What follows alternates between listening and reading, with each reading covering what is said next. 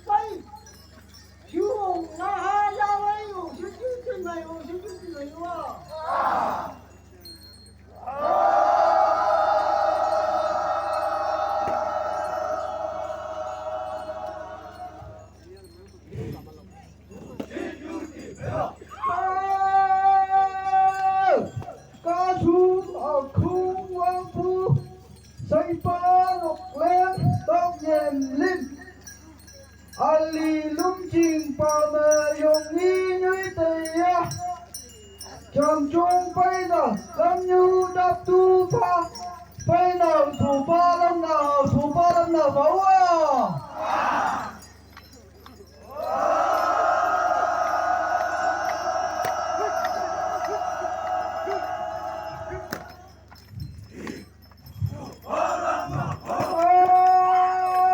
Cả thu khu hoa phu say pa nọc lên lau nhện linh Ali lung trình bờ mây yong nghi như thế à phải nào lâm như ngã đáp tu pa phải nào thủ ba lâm nào báu à.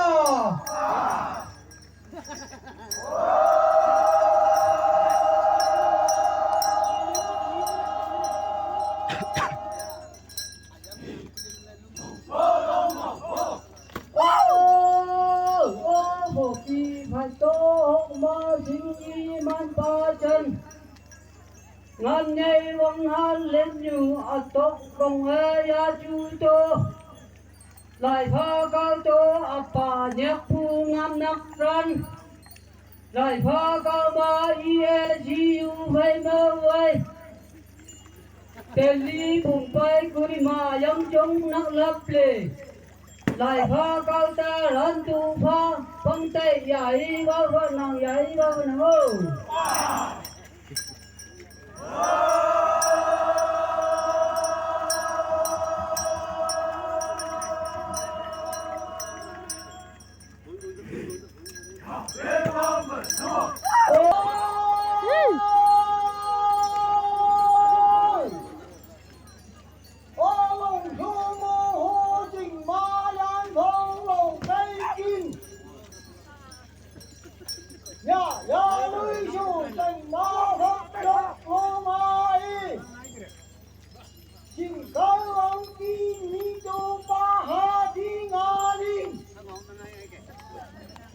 Vâng đây vâng nhà, con chú học với dân căn đi.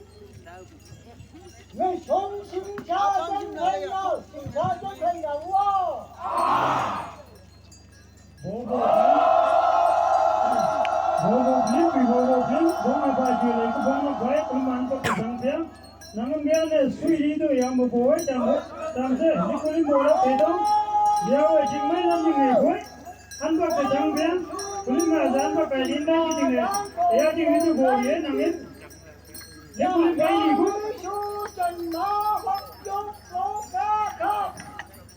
Sing kalwang kini pa hati lalin. Bang nhai lắm là cùng ta học bùi yan cam.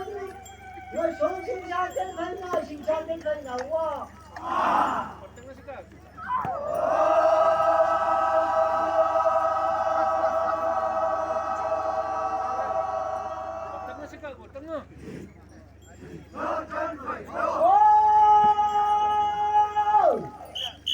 Sắp sinh lại đi với cây rắn đi ấy. Chúng lính dắt mày là ông ta là sa phi con. Khi hình có trông chân nó ngay, phải trông chân nó ngay quá.